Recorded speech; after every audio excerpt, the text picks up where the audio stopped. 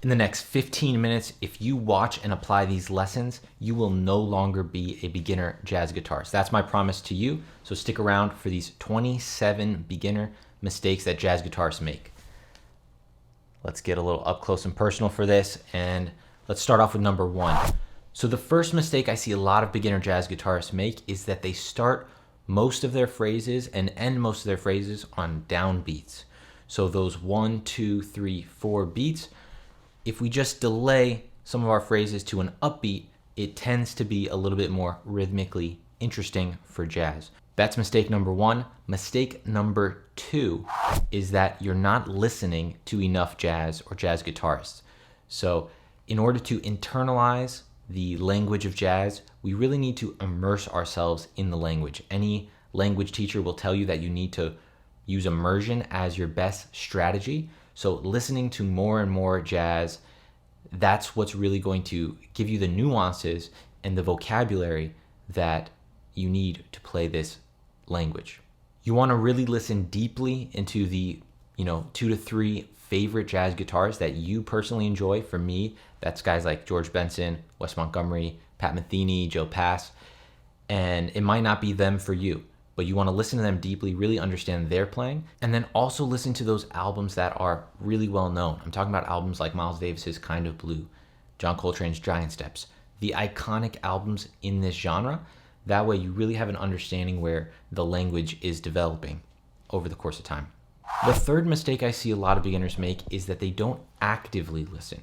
So they'll put on one of these songs or one of these albums in the background while they're doing something else. But in order to really get the benefit of that listening, you need to do it actively. What I mean by that is you really have to be thinking about what you're hearing.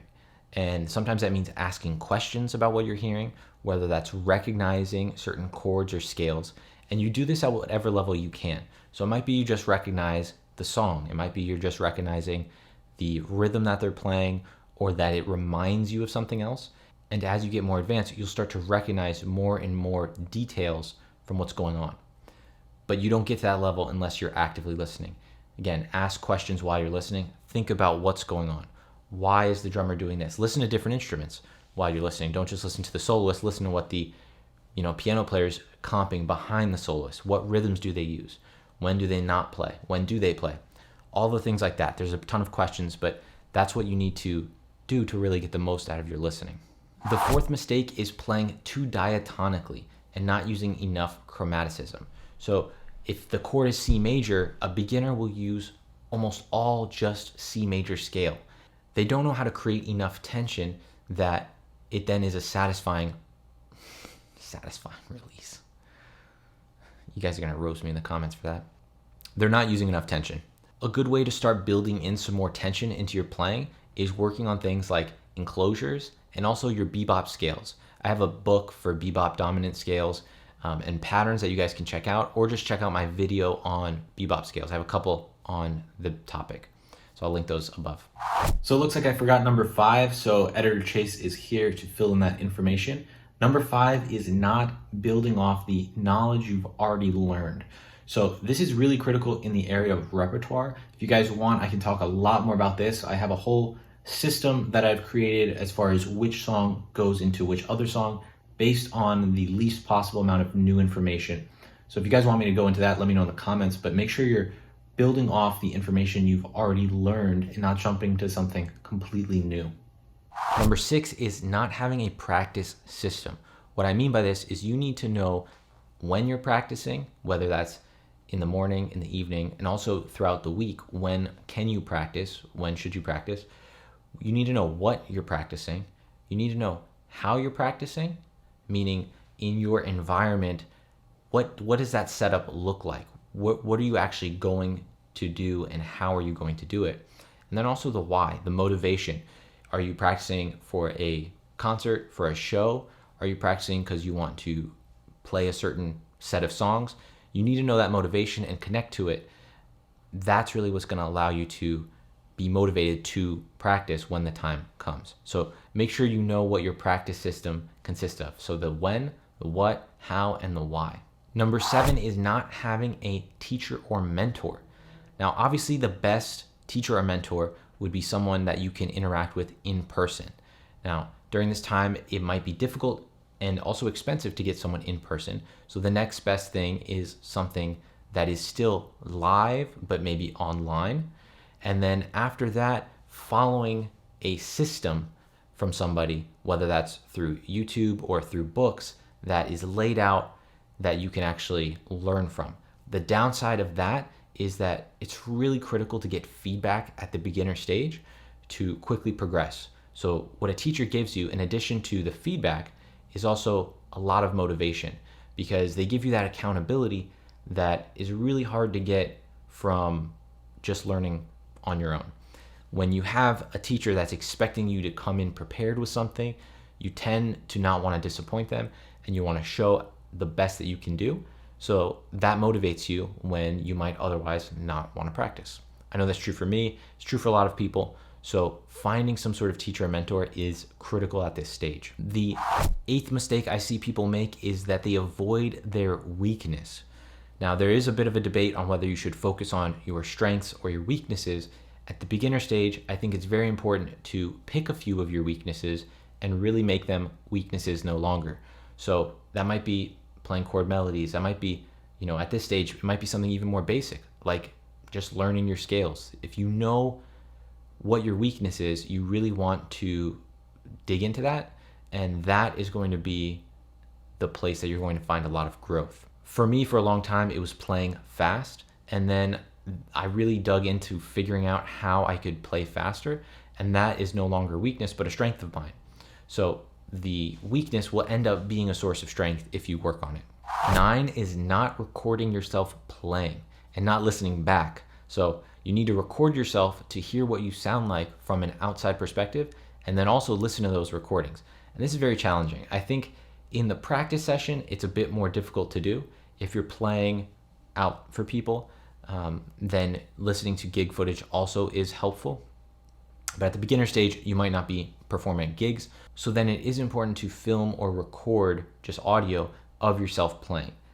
It's difficult to do, just like hearing yourself talk back in a recording. It feels a little bit unnatural, but that's going to give you so much insight into what you're actually doing right or wrong. Certain things you might think you're doing correct, but are not. For me, a lot of times at the early stage, it was my time feel. So I thought my time feel was right on, but then when I listen back, I would notice I'm coming in early or I'm coming in late on certain parts. And that's really hard to do and objectively analyze while you're playing, because so much of your focus is on your playing. But when you're listening back, you have all the attention on what's being performed, and you can be really clear about what is good and what is not good. And that's how you improve. Number 10 is not spending enough time on the fundamentals and wanting to move too quickly to advanced techniques. So this is a big one, and definitely one I'm guilty of. And it's really tough in the YouTube scene as well, because we want to give you cool new information to work on and motivate you to practice. But a lot of times what you need to work on is something that's really, really basic. This might be learning your major scales and really, really learning them before moving on to advanced diminished patterns or other substitutions. So really think about what are those fundamentals where you're struggling and really get those dialed in, because the advanced techniques only work as like an icing on the cake to the bigger, broader base of having fundamentals. The 11th mistake I see beginners make is not internalizing the vocabulary that they practice. So what do I mean by this? How can we internalize the vocabulary? On this channel, we've gone through a lot of different jazz guitar greats and looked at some of their licks, some of their vocabulary. The next step that you need to do to really internalize, that I can't do for you, is you need to take those vocabulary phrases and make them your own by starting to play with them, seeing which songs you like playing over them with. Where does it fit on the guitar best for you? What notes would you adjust? What rhythms would you adjust that make it more natural for you? What other lines that you like playing do these new lines connect to? So you need to really just like put it into your playing in so many different ways, and that's really personal to each of us, and that's what's going to get it internalized, where it doesn't feel like you're just performing a lick randomly, like inserting a lick into this 2-5-1, but it comes out naturally. And when it doesn't come out naturally, part of that is just you haven't practiced it enough, and then another part is this internalizing. You haven't worked it into your playing by figuring out where it fits. So the 12th mistake is not knowing what a single note sounds like over the harmony that's being played. So as an example, say we're playing a C major 7. Do you know what the ninth sounds like over that C major 7? Can you hear in your mind what the major 7th would sound like while a C major is playing? That's really the first step to being able to play what you hear. That will let you know that what you're hearing is actually going to work over the chords, and you're not just playing those licks that we talked about that you were working on.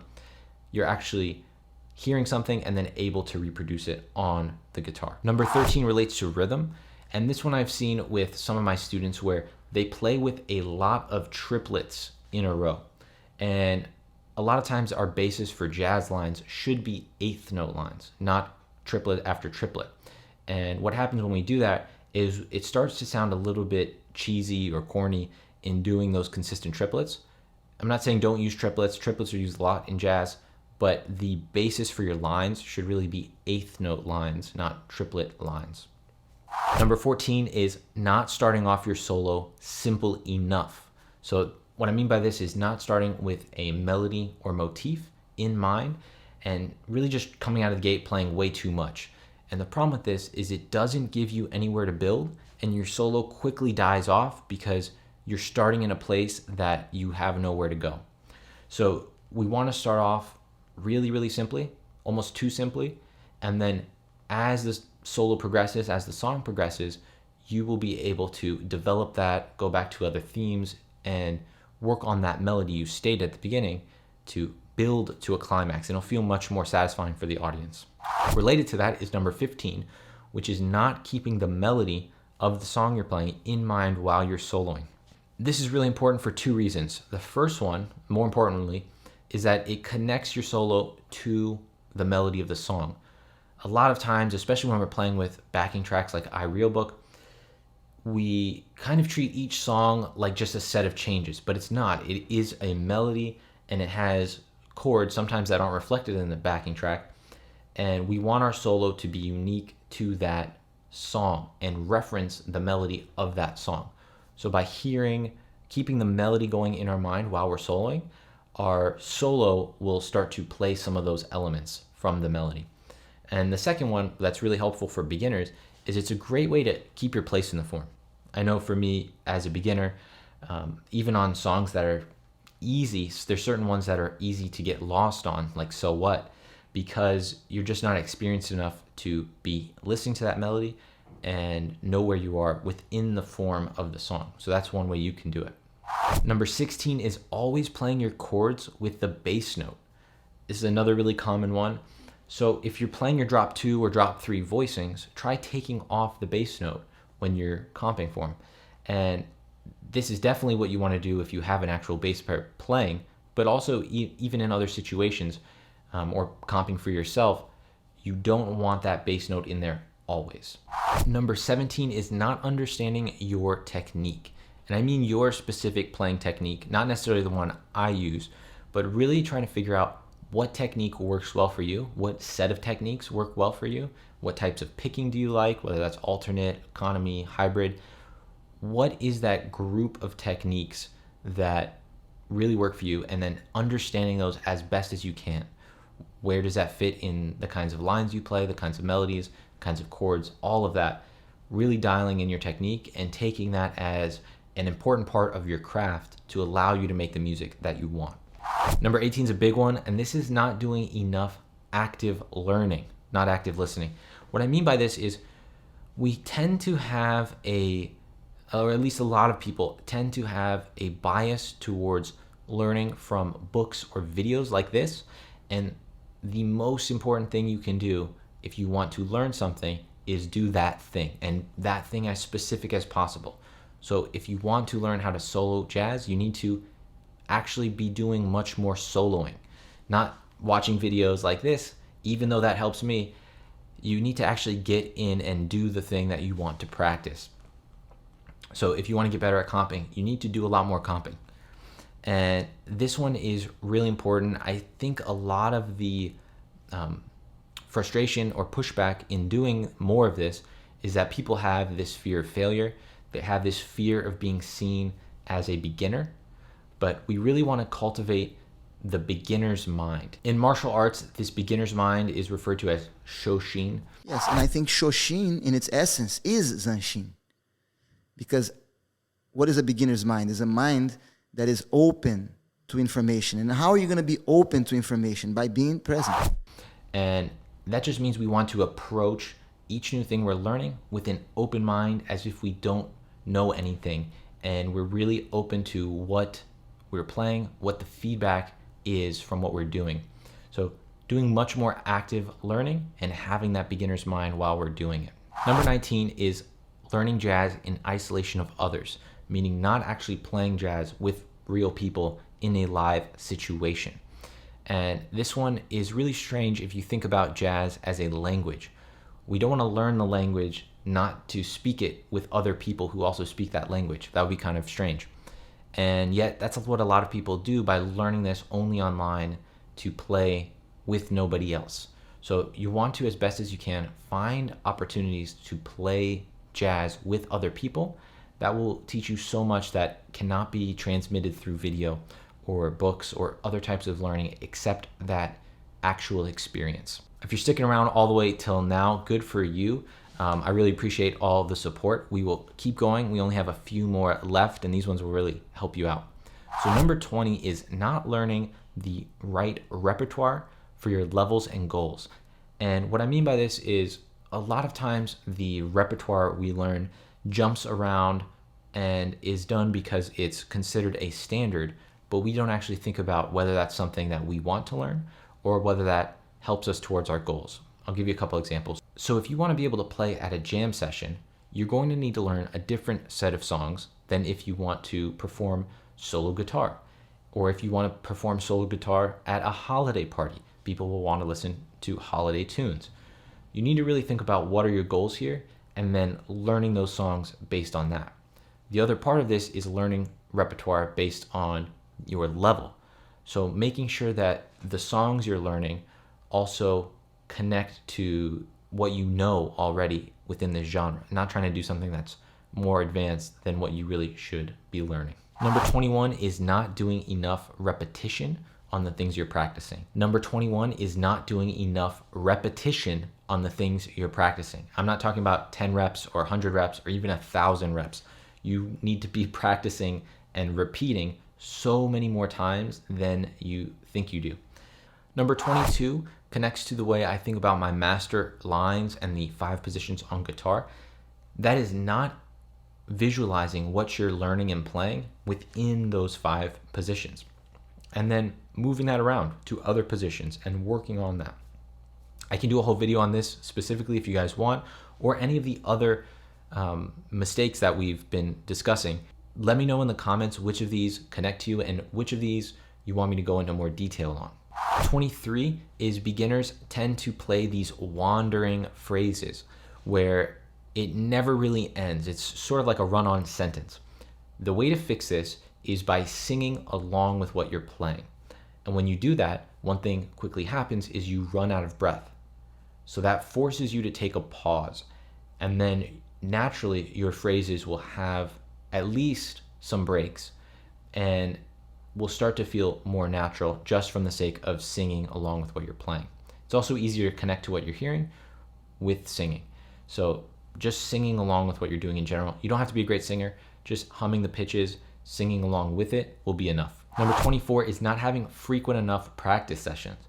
So practicing only once a week or once on the weekend, twice on the weekend in longer bouts is actually worse for yourself than doing shorter, consistent practice. So you want to try and find a time when you can do 15 or 30 minutes every single day. It's just like exercising. You can't do a 3 or 4 hour workout on the weekend and hope to gain all the benefits you would if you had split that up over time. It's too taxing on your mind. You won't learn as much. You won't retain as much. And it's just not as good for your overall playing experience. Number 25 is another big one I see with a lot of beginners, especially older and adult students, is getting thrown off by making a mistake. So this is definitely more of a psychological hurdle. And again, it comes from being seen as a beginner.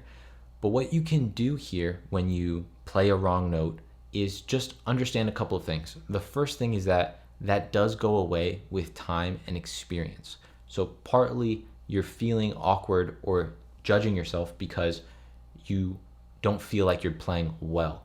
So as you get better, you won't feel like that. You'll feel like you're one of the better guitar players in the room, in the area, and then you won't be as judged on that. But also know it's just playing music. Making a single wrong note doesn't make any difference. And in fact, a lot of times making that wrong note can lead you in a direction that is more exciting than you would have played just staying without it. Number 26 is that warm-ups are a waste. And now for a lot of people, they may not be a waste. I know for older students, if they need to warm up their hands, they're dealing with different arthritic problems, that might be necessary for them. My point here is really two things. We have people that use these warm-ups as a excuse of practicing, and really what they're doing is they're going on autopilot and they're not consciously working on anything and having that deliberate practice, which has been shown in studies to really be what leads to improvement. So you need to have a conscious effort, but also in my mind, if you have very limited time, spending too much time on a warm-up takes away from the time you could be working on those weaknesses and practicing things that you really need to practice. So that's one thing to consider. Are you spending too much time on warm-ups? And when you are doing your warm-ups, is it that kind of mindless going through scales in front of the TV kind of thing, which really just ingrains bad habits and not the kind of practice that is necessary to improve?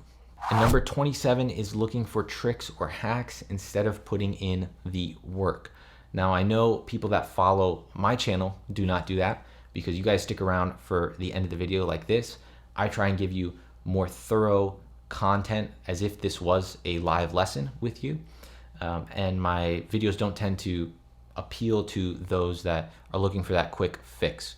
So just keep that in mind. It really is important that you're doing the work and following through on the things that you need to learn. And these quick tricks and hacks, although exciting and really tempting on YouTube especially, they don't actually get us where we want to go. It's like learning some, if you guys ever seen the Detroit self-defense guy, he has all these specific self-defense techniques that don't actually work in a real fight situation. As you try to back up, you're gonna get swarmed and you're still gonna be dominated and you're gonna lose. And he's kind of known like that on the internet. You don't want to be the equivalent of that on guitar. So hopefully these 27 beginner mistakes have been helpful or insightful to you. Maybe you're doing a couple of these and this video can inspire you to stop doing those or take another look and reflect on what you're doing in your practice to get to that next level. Thank you guys for sticking around to the end. If you guys do want to join, actually real quick, make sure you like the video, make sure you comment, let me know what you guys think. Subscribe if you are not subscribed. Now what I was gonna say is that if you would like to join, I am releasing video companion videos for my ebooks on the YouTube membership. So if you guys want to take a look at any of the perks of channel membership, make sure you click the join button. You get member shout outs, which I have for us right now. Actually, we have a bunch of new members, so I'm gonna read them off this card. Wilbert, thank you. Juan Carlos, appreciate it. Patrick Caron, great support of this channel. Kim, thank you. Giles, I appreciate it. Start Gardening Now, it's a great username. Finbar, thank you. And Bobby Griffin, I appreciate it. So those are all our new members this week. Thanks guys. We are going to do our monthly Q&A soon. So make sure you go on the community page and let me know in one of the comments, one of the posts, what you guys want to see from our Q&A. We already had a couple people message, and then also what's a good time for you for these monthly Q&As. So whether that's the weekday or weekend, let's get active in the community on our member portion so that I can really help you guys out with the content that you guys want to see. So that's it for this video. Thank you guys for watching. I'll see you in the next one.